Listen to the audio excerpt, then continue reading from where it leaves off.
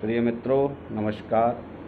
मैं ज्योतिषाचार्य नितिन शास्त्री आज आप सबके समकक्ष लाया हूँ पितृदोष एवं राहु दोष के विषय में जानकारी।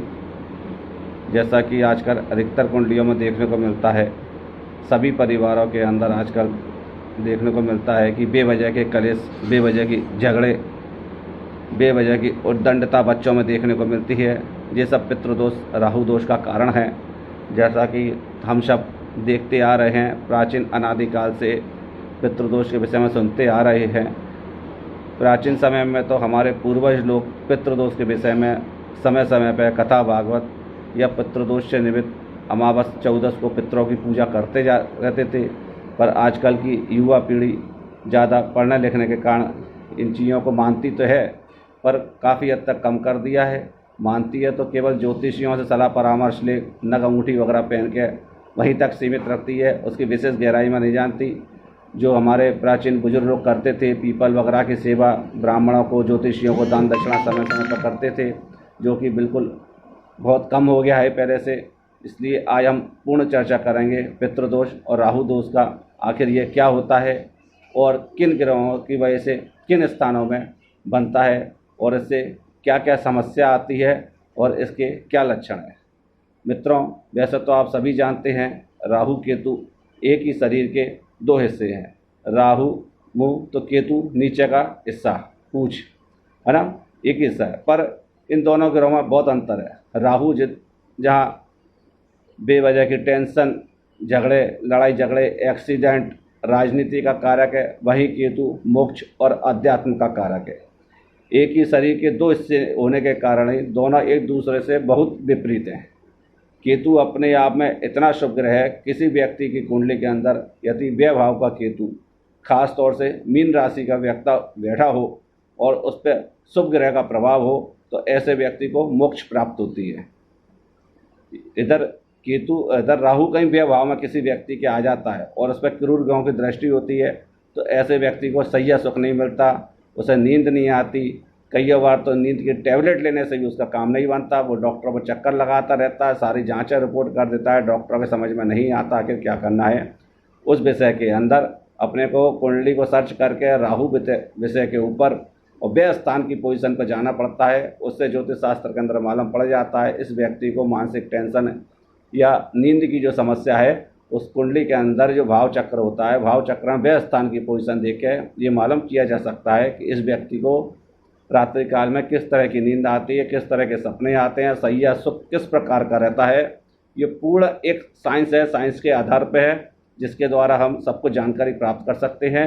इसमें कई बार हमने डॉक्टरों को भी फेल होते हुए देखा है, उनके भी समझ में नहीं आता कि सारी जानकारियाँ ट्रीटमेंट कराने के बाद भी इस व्यक्ति को क्यों नहीं आराम मिल रहा, और ज्योतिषी इसको हाल पकड़ कर लेता है कि फलाने ग्रह की वजह से इस व्यक्ति को नींद नहीं आती और डिप्रेशन में रहता है। इस वजह से इसको राहु की शांति या जाप के द्वारा पूर्ण लाभ मैंने लोगों को दिलाया है। आगामी हम चर्चा करते हैं दोनों ग्रहों के विषय पर। राहु और केतु जैसा कि छाया ग्रह है, शनिवत राहु कुजवत केतु। राहु जो है शनि के अकॉर्डिंग काम करता है और केतु जो है मंगल की तरह, पर इसके अंदर ग्रहों की युति का भी प्रभाव देखा जाता है कि ये किस ग्रह के साथ युति कर रहे हैं। वैसे तो राहु शनि की तरह काम करता है, ये छाया ग्रह हैं, इनकी ना तो कोई राशि है ना कोई मूल रूप से कोई स्थान है, ये छाया ग्रह हैं। जिस ग्रह या जिस राशि के संग बैठते हैं उसी के अनुसार फल देते हैं।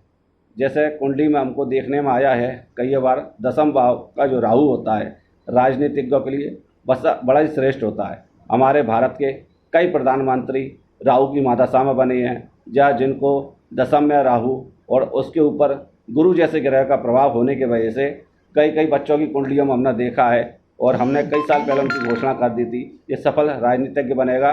तो देखने में आया, बड़ा हो गया, बिल्कुल हमारी बात 100% सत्य बैठी। उसको आप लोग भी अपनी कुंडली के अंदर देख सकते हैं। यदि किसी व्यक्ति का दसम भाव में राहु बैठा है और उस पर शुभ ग्रह का प्रभाव है तो उसके राजनीति में जाने के योग बहुत कारगर होते हैं, पर उसके अंदर लग्नेश और भाग्येश को भी पूर्ण रूप से देखना पड़ता है, जिसको आपको एक विशेष ज्योतिषी की सलाह पड़ती है। पूर्ण कुंडली आप लोग नहीं देख सकते। अब हम आते हैं पितृदोष के ऊपर। पितृदोष क्या होता है, पितृदोष कैसा रहता है। अक्सर आपने देखा होगा कईयों व्यक्ति को रात के सोते समय डरावने सपने आना, या सफ़ेद वस्त्रों में किसी का दिखना, या खंडर वगैरह दिखना, या किसी का अक्सर आपने देखा घरों के अंदर बिल्लियों का ज़्यादा आना। ये सब पितृदोष के लक्षण होते हैं। बहुत से लोगों का मोह नहीं छूटता। कईयों आपने देखा है किसी भी घर के अंदर बिल्लियों का, कुत्तों का विशेष रूप से आना जाना बना रहता है। कुछ उनके पूर्वज ऐसे होते हैं, मरने के बाद भी वो इन योनियों के अंदर चले जाते हैं। अपन लोग उस चीज़ को नहीं समझ पाते हैं कि आखिर क्या बात है, ये बार बार हमारे भगाने के बाद भी क्यों आते हैं। मरने के बाद भी उस जगह से, उस स्थान से उनका मोह बना रहता है, इसलिए वो बार बार उस जगह प्रवेश करना चाहते हैं।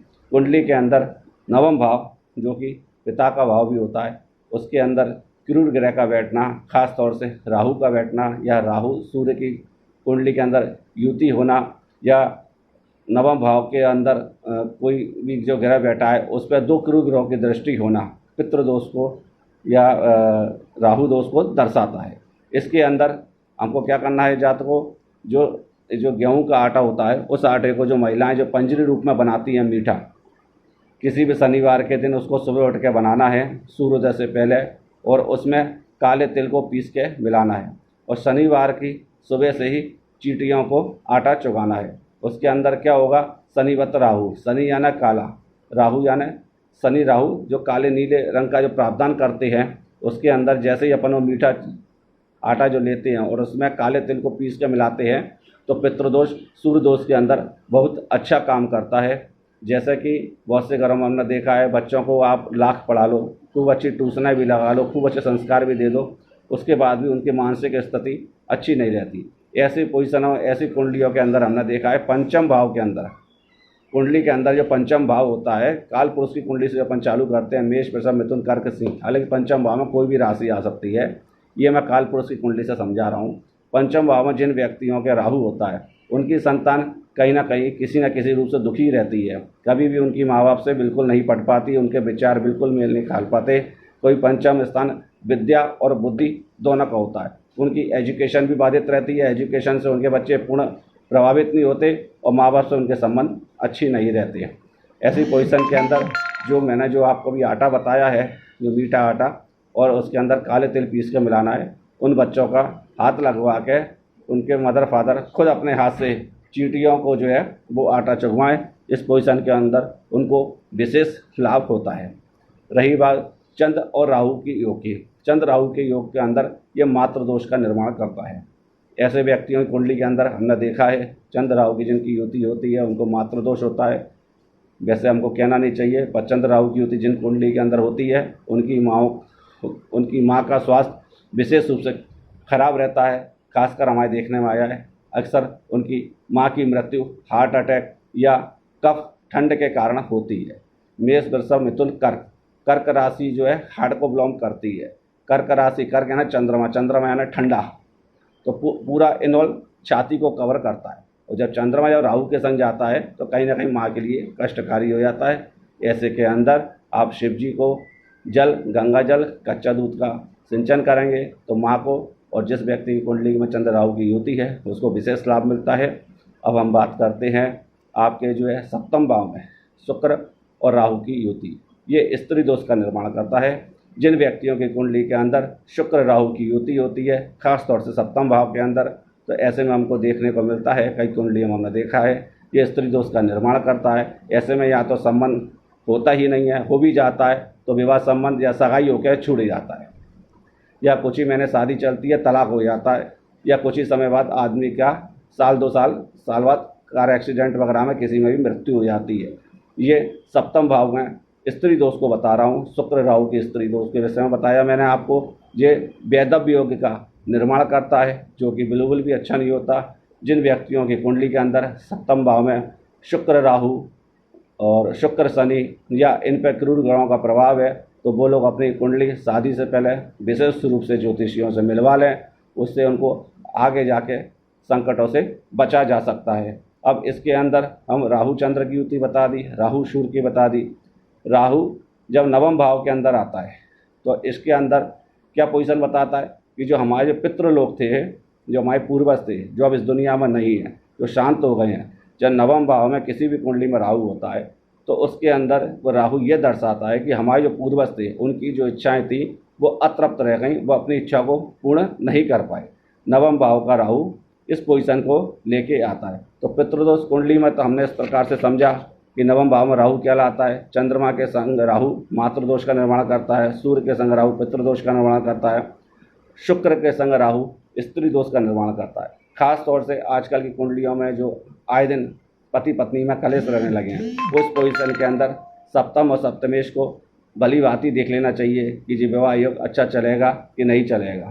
केवल अकेले कुंडली मिलान से कुछ नहीं होने वाला, उस कुंडली के अंदर सप्तम और सप्तमेश की पोजीशन भी पूर्ण रूप से देखनी पड़ेगी कि ये क्या पोजीशन दर्शा रही है। इसके अंदर एक और आपको सटीक उपाय बता दूं, एक जो है आटा बनता है मीठा आटा, उसमें काले तिल मिलाकर शनिवार को तो आपको चींटियों को खिलाना ही है। उसके अलावा एक चावल को उबाल के उसको देसी घी से, जैसे घर में अपन चावल बनाते हैं, उन चावलों को उबाल के उसमें देसी घी मिला के उनके लड्डू बना लें और उन लड्डुओं को कौओं को खिलाना है आपको शनिवार और बुधवार से दिन। वैसे तो सब कुंडलियों में हर कुंडली के लिए कोई अलग अलग उपाय और हर एक बार एक ही व्यक्ति को उपाय चालू नहीं करवा सकते, तो सब व्यक्तियों के लिए अलग उपाय रहते हैं। पर ये विशेष उपाय बता रहा हूँ, या जो व्यक्ति मेरे समकक्ष कुंडली लेकर नहीं आ पा रहे, या वो ग्वालियर से या कहीं से बाहर से हैं, मेरे से संपर्क नहीं कर पा रहे किसी कारण से, या उनको समय नहीं मिल रहा, तो ये पितृदोष का सटीक उपाय है। मैंने कई लोगों को करवाया है, उनको बहुत लाभ प्राप्त होता है। इसके अंदर आप चावल उबाल लीजिए अच्छे से, उनके अंदर देसी घी मिलाएं, उनको मिलाने के बाद उनके बढ़िया उसके लड्डू मिला के उनको कौओं को खिलाएं। आप देखो आपको पितृदोष के अंदर कितना सटीक उपाय मिलता है। आपको किसी ज्योतिषी को भी पैसा देने की आवश्यकता नहीं मिलेगी। ये निःशुल्क सुविधा मेरी तरफ से आप सबको प्राप्त हो रही है। फिर भी आप सभी को पितृदोष संबंधी या राहु संबंधी, या जिनके बच्चों का पढ़ाई में मन नहीं लग रहा, या पति पत्नी में बहुत ज़्यादा अनबन रहती है, या प्रॉपर्टी को लेकर आए दिन कलेश बना रहता है जिनके घरों के अंदर, जैसा कि बहुत सी कुंडलियों में हमने देखा है व्यक्ति को प्रॉपर्टी तो बहुत सारी है पर वो प्रॉपर्टी का उपयोग नहीं कर पा रहा, या उसकी प्रॉपर्टी किसी ने कब्जा कर रखा है, या वर्षों से प्रॉपर्टी संबंधित केस चल रहा है जिसको सालों हो गई पर उसका निपटारा नहीं हो रहा, जहाँ तक कि उस प्रॉपर्टी के चक्कर में कई हत्या हो गई। तो ऐसी कुंडलियों के आप अंदर देखना, मैं आपको बिना कुंडली देखे बता रहा हूँ, उसके अंदर कहीं ना कहीं मंगल पीड़ित होगा, क्योंकि मंगल क्या भूमि पुत्र होता है, पर यह राहु से क्रॉस कर आता है, या चतुर्थ भाव में राहु आ जाता है, क्योंकि चतुर्थ स्थान प्रॉपर्टी का होता है और मंगल प्रॉपर्टी का कारक है, भूमि पुत्र है, तो ये अंगारक दोष का निर्माण करता है। तो इस अंगारक दोष के लिए जो मैंने अभी आपको ये चावलों का जो उपाय बताया है बहुत सटीक काम करता है। उसके बाद भी आपको कोई समस्या आती है तो आप मेरे व्हाट्सअप नंबर पर या मेरे मोबाइल नंबर पर कॉल करके या व्हाट्सअप पर मैसेज करके मेरे से जानकारी प्राप्त कर सकते हैं। यदि आप अपने चाहें तो मेरे से अपनी कुंडली भी बनवा सकते हैं। मेरे यहाँ प्राचीन पद्धति के द्वारा जन्म पत्रिका बनाई जाती है, और आपको कोई भी समस्या है तो निसंकोच मेरे से संपर्क कर सकते हैं। मैं आपके लिए हमेशा उपलब्ध हूँ। यदि मेरी जानकारी आपको अच्छी लगे तो मेरे YouTube चैनल जो कि ज्योतिषाचार्य नितिन अग्रवाल शास्त्री के नाम से है उसको लाइक एवं सब्सक्राइब करें। जय श्री श्याम।